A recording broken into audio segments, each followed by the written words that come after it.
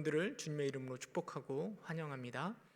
뉴스를 보니까 오늘부터 코로나 백신 접종이 시작됐다고 하더라고요. 코로나 때문에 우리 굳어져 버린 또 멈춰버린 예배와 우리의 일상이 하루속히 회복되기를 간절히 소망합니다. 더불어서 또 코로나가 사라지고 우리가 함께 모여 예배하는 그날이 속히 오기를 간절히 소망합니다. 오늘 말씀을 보면 예수님이 세례 요한에 대해서 이렇게 말씀하시는 내용들을 볼 수가 있습니다. 여러분, 세례 요한 하면 무엇이 먼저 떠오르십니까? 세례 요한 하면 그에게 있어서 가장 유명한 말, 그는 흥해야 하겠고 나는 새하여야 하리라, 이 말이 기억나실 것입니다. 세례 요한은 예수님보다 6개월 먼저 태어난 사람입니다. 그리고 예수님의 길을 준비한 자입니다. 세례 요한은 하나님의 아들인 예수님께 세례를 베풀었던 자이고 석청과 메뚜기를 먹으면서 저 광야에 외치는 자의 소리로 있었던 사람입니다. 근데 세례 요한이 옥에 갇히자 조금은 불안했던 것 같습니다. 그래서 예수님께 세례 요한의 제자를 보냅니다. 그리고 뭐라고 물어보는가 하면 오실 그이가 당신이십니까? 라고 물어봅니다. 그 질문을 들은 예수님께서 마태복음 11장 5절을 보니까 이렇게 말씀하십니다. 소경이 보며 안진뱅이가 걸으며 문둥이가 깨끗함을 받으며 귀머거리가 들으며 죽은 자가 살아나며 가난한 자에게 복음이 전파된다 하라라고 말씀하십니다. 사실 이 본문의 이야기는 예수님께서 행하신 기적을 말하는 것뿐만 아니라 성경이 말해주고 있는 메시아가 왔을 때 나타날 표징들을 말해주고 있습니다. 이 표징들을 보면서 예수님은 내가 바로 너희가 기다리고 있었던 그 메시아다, 그러니 걱정하지 말라라는 것을 분명하게 보여주는 것이죠. 그리고 예수님은 지금 옥에 갇혀있는 세례 요한에 대해서 그가 누구인지도 말씀하십니다. 9절에 보면 부드러운 옷을 입고 다니는 사람과는 구별되는 광야에 있는 참된 선지자라 말씀하십니다. 10절 11절에 보면 예수님의 길을 준비하는 자이며 여자가 낳은 자 중에 가장 큰 자라고 말씀하십니다. 14절에 보면 오리라 한 엘리야가 바로 세례 요한이다. 메시아가 오실 것을 준비하는 그 엘리야와 같은 사람이 바로 세례 요한이다 라고 말씀하십니다. 13절에 보면 예수님께서 뭐라고 말씀하시는가 하면 모든 선지자와 율법이 예언한 것은 요한까지다 라고 이야기합니다. 동일한 말씀이 누가복음 16장에도 기록되어 있는데요, 누가복음 16장 16절에 보면 율법과 선지자는 요한의 때까지요 라고 말씀하고 있습니다. 예수님의 말씀이 무엇을 의미하는가 우리는 깊이 생각해 봐야 됩니다. 요한 때까지라는 말은 요한 때까지 한 시대가 있는데 그 시대가 지나가고 요한 이후에 새로운 시대가 우리에게 다가왔음을 말해주고 있습니다. 성경이 계속해서 말하고 있는 선지자와 율법의 시대는 바로 구약의 시대를 말하는 것이고 그 구약의 시대가 끝이 나고 이제 새로운 시대가 도래하였음을 예수님께서 말씀하십니다. 옛 시대의 마지막 선지자가 바로 세례 요한입니다. 그러나 또한 새 시대를 준비한 사람이 바로 세례 요한입니다. 그런데 새 시대의 그 중심에는 세례 요한이 있는 것이 아니라 바로 메시아 예수 그리스도가 계십니다. 우리는 그 시대를 복음의 시대라고 이야기합니다. 이 복음의 시대, 새 시대를 준비하면서 세례 요한이 뭐라고 외쳤는가 하면 회개하라, 천국이 가까이 왔다라고 외쳤습니다. 아까 우리가 읽은 누가복음 16장 16절에 보면 또 이렇게 기록하고 있습니다. 그 후로부터는 하나님의 나라의 복음이 전파된다라고 이야기합니다. 요한 이후에 하나님의 나라의 복음이 전파된다라고 이야기하고 있습니다. 예수 그리스도의 복음으로 시작된 새 시대에는 하나님의 나라가 열려져 있는 것입니다. 그럼 그렇다면 예수님을 통해서 새롭게 시작된 그 새 시대에 나타나는 하나님의 나라, 그 하나님의 나라의 모습은 어떤 모습일까요?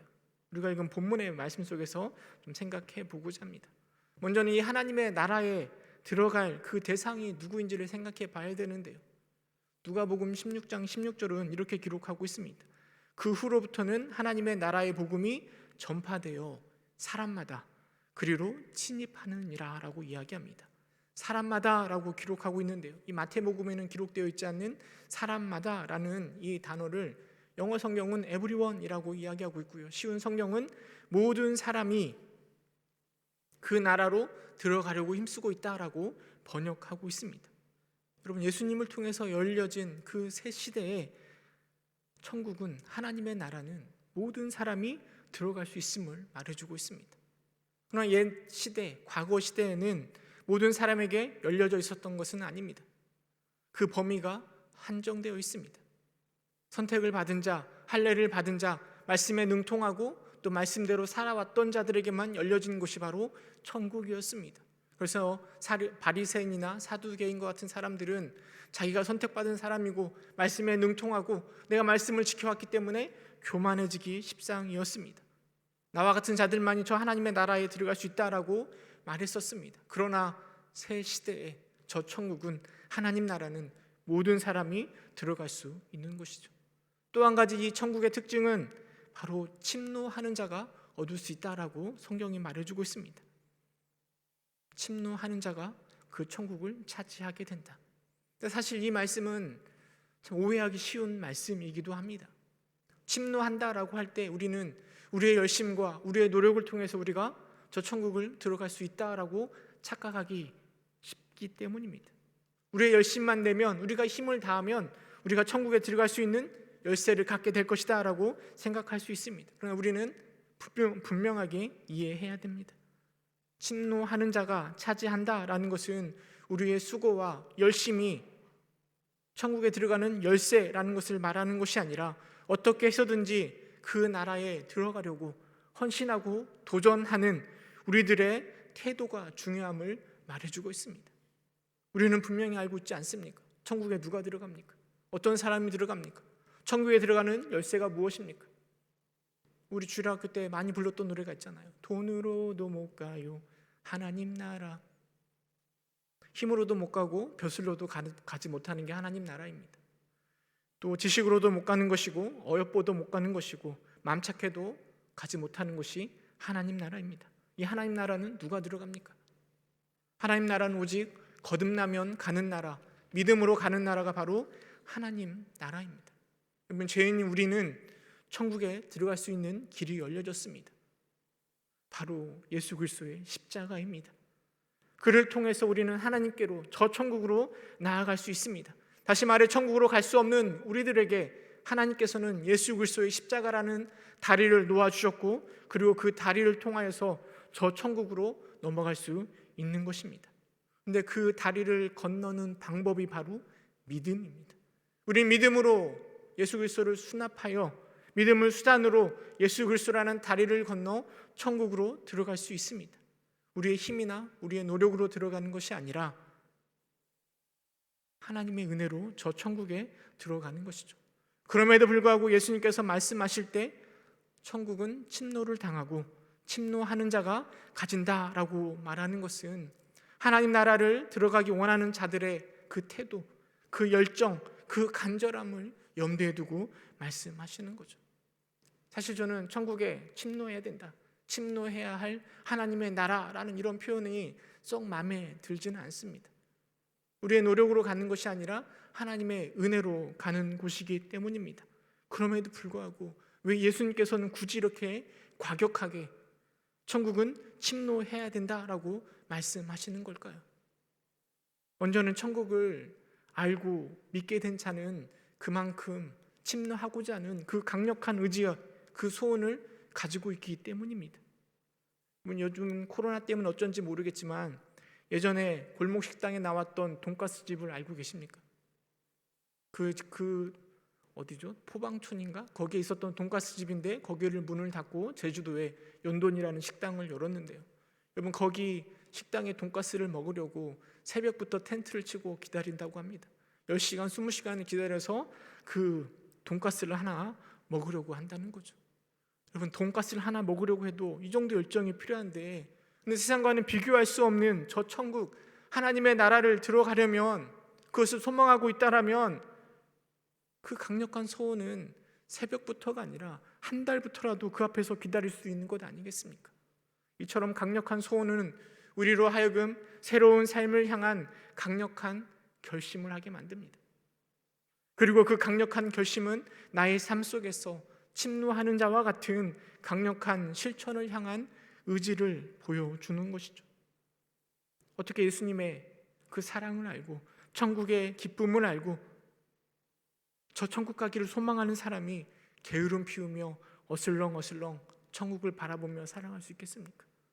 우리가 읽은 본문 바로 뒤에 보면 예수님께서 아주 분명하게 말씀하십니다. 11장 16절 17절에 보면 이 세대를 무엇으로 비유할까? 비유하건대 아이들이 장터에 앉아 제 동물을 불러 이르되 우리가 너희를 향하여 피리를 불어도 너희가 춤추지 않고 우리가 술피 울어도 너희가 가슴을 치지 아니하였다함과 같도다라고 예수님이 말씀하십니다.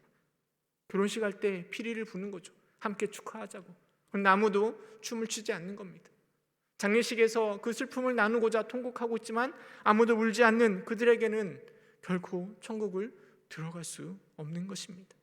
또 예수님이 왜 침노한다라는 표현을 썼는가 하면 물론 열정적으로 강력한 소원을 가지고 도전하려 할 때 우리가 천국에 들어갑니다. 그런데 그 도전 가운데 많은 난관과 여러 가지 방해가 있기 때문에 예수님께서는 침노한다라고 표현하고 있습니다. 만약에 우리가 천국에 들어가려고 하는데 아무런 어려움이 없다, 너무나 쉽게 천국에 들어간다라고 하면 예수님께서 굳이 침노하라라고 말씀하셨겠습니까? 우리는 우리 집에 들어갈 때 우리 집에 침노한다라고 말하지 않습니다. 예수님께서 침노한다라고 말씀하셨을 때 천국에 들어감에 있어서 많은 방해, 많은 공작들, 사단의 어려움들이 우리에게 있을 것을 주님께서는 염두에 두신 것이죠. 이번 40일 큐티 캠페인 슬기로운 생활, 큐티 생활할 때 여러분 경험하지 않으셨습니까? 꼭 큐티를 하려고만 하면 다른 일들이 일어나는 거죠. 아내가 무엇 시키기도 하고 아이들이 놀자고 부채기도 합니다. 갑자기 큐티 하려고 하면 어디선가 맛있는 먹을 게 나타나기도 하고 TV에서 재미있는 프로그램이 시작합니다. 이렇게 방해하는 것들이 많이 있습니다. 그러나 우리는 그럼에도 불구하고 그 난관을 뚫고 큐티에 동참하는 것 아니겠습니까? 마찬가지입니다. 천국에 들어가려고 할 때 그것이 호락하지가 않습니다. 사단 마귀가 우리를 부릅뜨고 눈을 부릅뜨고 방해합니다. 빌립보서에 보면 바울이 이렇게 고백합니다. 나에게 가지고 있는 것들, 내가 이스라엘 족속이고 베냐민 지파이고 히브리인 중에 히브리인이라는 것을 다 배설물로 여긴다고 말합니다. 왜냐하면 그리스도를 아는 지식이 가장 고상하고 그리스도를 얻고 그 안에서 발견되려 하려 하기 때문이다라고 고백합니다.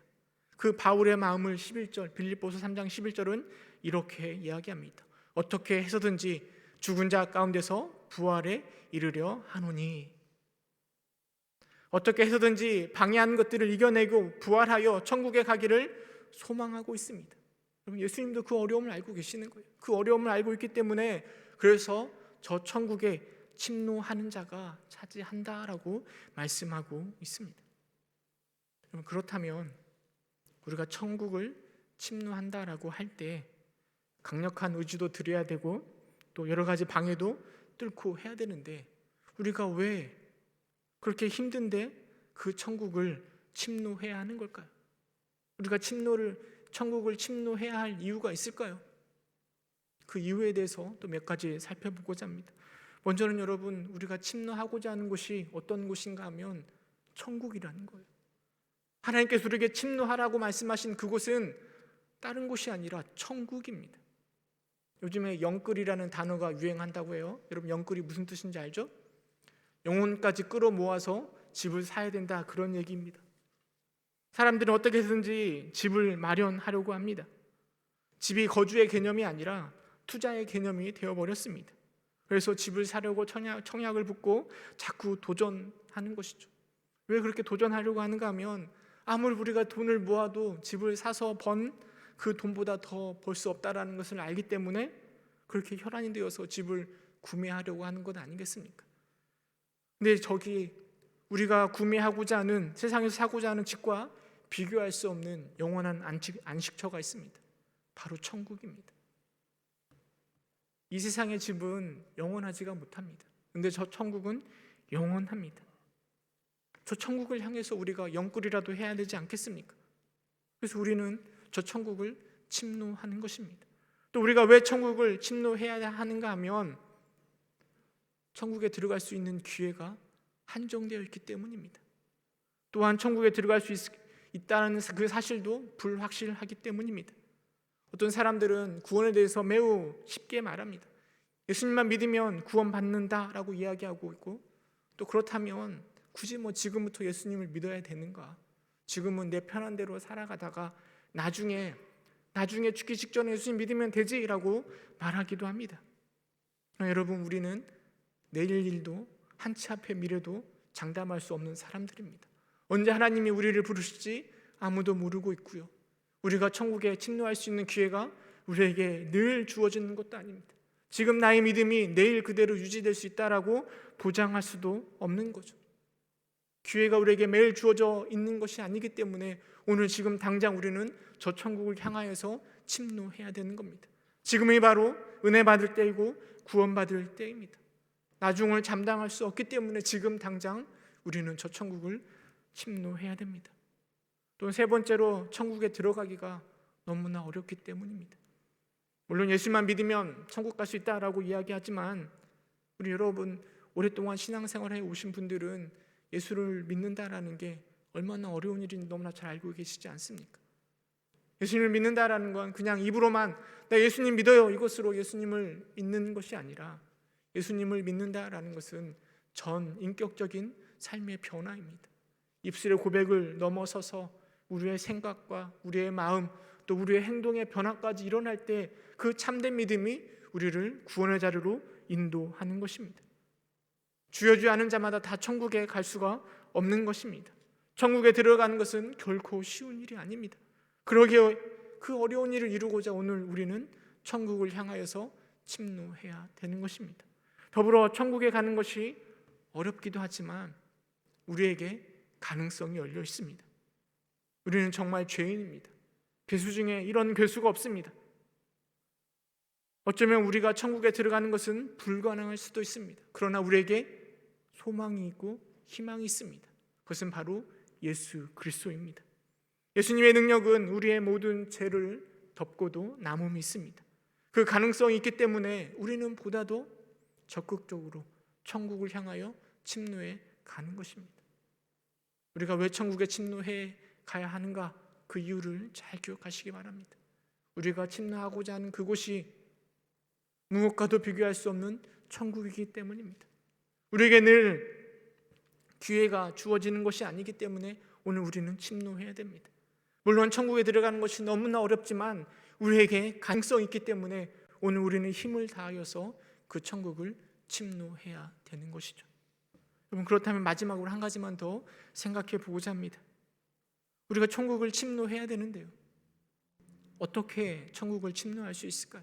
어떻게 하면 저 천국을 보다 쉽게 침노할 수 있을까요?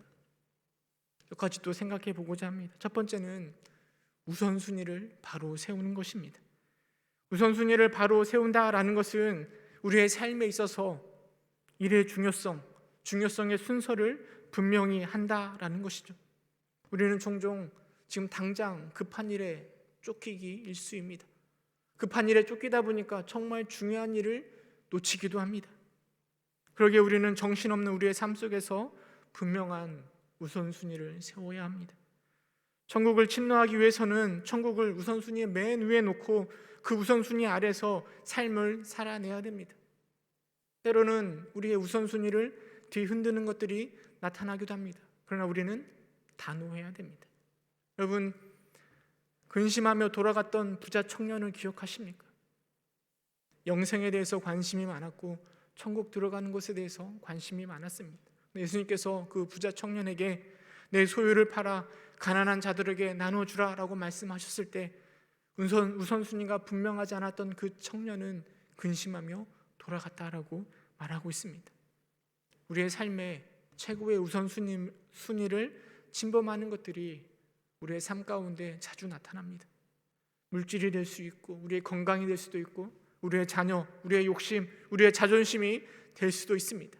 여러분, 우리의 우선순위를 뒤흔드는 것에 대해서 단호해야 됩니다. 이것이 바로 천국을 침노하는 첫 번째 방법입니다. 사실 저는 단호하지가 못해서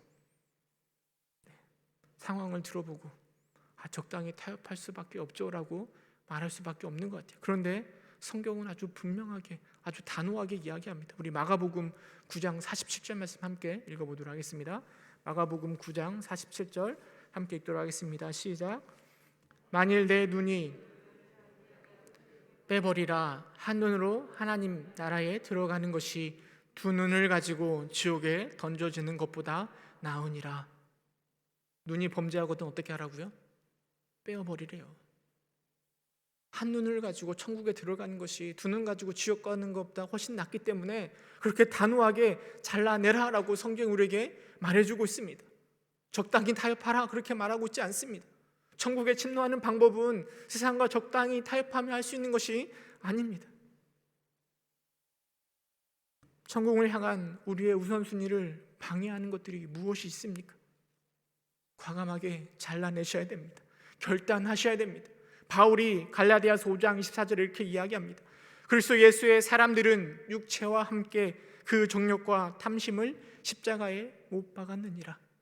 십자가에 우리의 욕심과 우리의 정욕을 못 박는 것, 이게 바로 우선순위를 바로 세우는 것이고 이게 바로 저 천국을 향하여 침노하는 방법이 될 것입니다.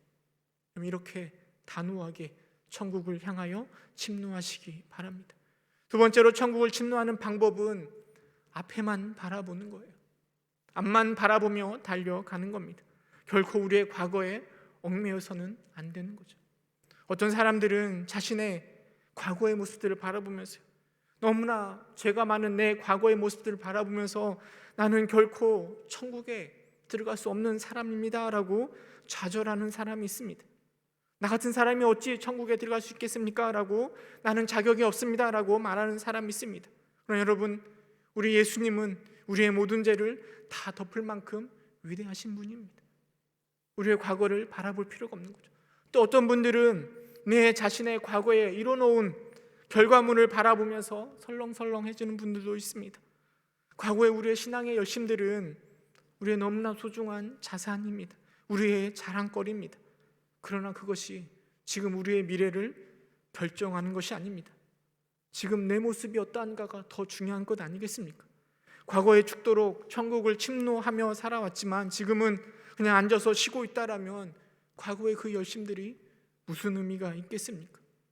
물론 우리의 육체는 나이가 들수록 쇠약해지고 젊을 때처럼 일할 수는 없을 것입니다. 그러나 우리의 마음의 중심은 끊임없이 저 천국을 소망하며 저 천국을 침노하고자 하는 열정과 소망으로 가득 차 있어야 되는 것 아닙니까? 모든 사람이 아주 뜨겁게 천국을 침노하며 동일하게 살아갈 수도 없습니다. 젊을 때처럼 일평생 그렇게 천국을 침노하며 살아갈 수도 없습니다. 그러나 나에게 주어진 삶 가운데 과거를 바라보는 것이 아니라 미래를 바라보며 앞만 바라보며 최선을 다해 천국을 침노하며 살아가야 하는 것입니다. 세 번째로 좌절하지 않는 것입니다. 적극적으로 우리가 도전하고 침노하려고 하지만 결과가 항상 좋은 것은 아닙니다. 어쩌면 우리의 삶 가운데 신앙에 있어서 실패가 더 많을 수도 있습니다. 그러나 그 결과에 대해서 좌절할 필요가 없습니다. 왜냐하면 우리를 평가하시는 하나님은 우리의 결과를 바라보고 평가하시는 것이 아니라 우리의 중심을 보시기 때문입니다. 하나님께서 우리를 바라보실 때 너가 얼마나 솔로몬처럼 위대한 성전을 지었는가, 저 바울처럼 얼마나 많은 교회를 세웠는가, 그것을 바라보시는 것이 아니라 우리의 마음의 중심을 바라보십니다. 그 중심을 바라보시기 때문에 이새의 막내 아들 양치기에 지나지 않았던 그 다윗을 왕으로 세우신 것 아니겠습니까? 천국을 침노하다 보면 실패할 수 있습니다. 40일 큐티 생활 하자고 했지만 반절도 못 채울 수도 있습니다. 그러나 그것 때문에 좌절할 것이 아니라 다시 도전하면 되는 것입니다. 캠페인은 끝났지만 올 한 해 다시 도전하는 거예요. 올 한 해 실패했으면 다시 도전하는 거예요. 끊임없이 도전하는 것, 이게 바로 천국을 침노하는 방편입니다. 어쩌면 우리는 일평생 실패하고 넘어지고 다시 일어서는 것을 반복할 수 있습니다. 그러나 좌절할 필요가 없죠. 우리 주님을 바라보며 계속 도전하는 것이 바로 천국에 침노하는 방법입니다. 네 번째로 천국에 침노하는 방법은 교회와 함께 하는 것입니다. 하나님은 우리에게 혼자 천국을 침노하지 말고 함께 침노하라라고 교회를 허락하셨습니다. 사실 구원은 매우 개인적인 겁니다. 구원에 이르는 믿음은 하나님과 나의 관계에 아주 개인적인 믿음의 모습에서 나타납니다. 그러나 우리가 성장하는 것, 저 천국을 향하여 침노하는 것은 그렇지 않습니다. 우리가 함께 성장하고 함께 침노할 수 있습니다. 우리가 혼자서 사단마귀와 싸울 때 우리는 너무나 쉽게 넘어집니다. 그러나 우리가 함께 모여 교회로, 공동체로 함께 모여 삼겹줄을 이루어 함께 나아갈 때 우리는 보다 더 힘있게, 힘차게 저 천국을 침노할 수 있는 것이죠. 여러분, 교회의 예배, 또 이 기도의 시간, 교회에서 하는 훈련들, 특별히 슬기로운 큐티 생활, 구역 모임, 또 전도 폭발, 이런 것들을 적극적으로 활용해 주시기 바랍니다. 그래서 교회와 함께 저 천국을 침노할 수 있기를 간절히 소망합니다. 코로나 시대에 안타깝고 참 걱정이 되는 것이 바로 이 공동체성의 상실입니다. 예전에는 함께 모여서 함께 예배하고 함께 힘차게 주를 향하여 저 천국을 향하여 나아갔는데 이제는 함께 모일 수도 없고 함께 이야기할 수도 없습니다. 그러나 우리는 이 코로나 시대 가운데서도 우리 공동체성을 회복해야 됩니다. 함께 모이기 힘들다라면 온라인으로, 영상으로도 다른 방법과 모든 것들을 동원하여서 천국을 침노할 수 있도록 도전해야 됩니다. 에베소에 보면 이렇게 말씀하고 있습니다. 에베소서 2장 21절에 그 안에서 건물마다 서로 연결하여 주 안에서 성전이 되어가고 너희도 성령 안에서 하나님이 거하실 초소가 되기 위하여 그리스도 예수 안에서 함께 지어져 가느니라. 우리의 화평이신 예수를 통해서 우리는 하나 되고 서로 연결되어 함께 지어져 가야 됩니다. 그리고 그 안에서 하나님이 거하실 그곳이 바로 우리가 침노해야 될 하나님의 나라가 되는 것입니다. 말씀을 맺도록 하겠습니다. 여러분, 천국은, 이 하나님의 나라는 모든 사람에게 열려져 있습니다. 그러나 모두가 이 천국에 들어가는 것은 아닙니다. 제한되고 선택된 사람들만이 그곳에 들어갈 수 있습니다. 이미 많은 사람들이 천국에 들어가 있고 지금도 하나님의 사역은 계속되고 있습니다. 하나님은 지금도 구원받을 자 중에서 남아있는 자들의 마음의 문을 두드리고 계십니다. 지금 여러분에게 찾아가서 우리 주님은 여러분의 마음의 문을 두드리고 계십니다. 이 좋은 기회를 놓치지 마시기 바랍니다. 지혜와 분별력을 가지고 그 주님의 두드림에, 그 기회에 적극적으로 반응하시기 바랍니다. 나의 삶의 주위를 살펴보시기 바랍니다. 코로나가 우리를 붙들어 매고 있습니다. 세상의 문화가, 공중 권세 잡은 자가 우리의 믿음을 억누르고 우리를 쉬지 않고 공격하고 있습니다. 그래서 우리의 믿음을 세워둘 곳이 없습니다. 천국의 문이 점점점 더 좁아지고 있습니다. 그런데 오늘 우리 주님은 우리에게 분명하게 말씀하십니다. 저 천국을 향하여 침노하라. 저 천국을 향하여 침노하라. 뜨겁지도 차갑지도 않은 미지근한 신앙인이 아니라 하나님의 나라를 향하여 힘차게 도전하시고 침노하시는, 그래서 하나님의 나라를 차지하시는 여러분 되시기를 주님의 이름으로 축원합니다. 함께 기도하겠습니다. 은혜가 풍성하신 하나님,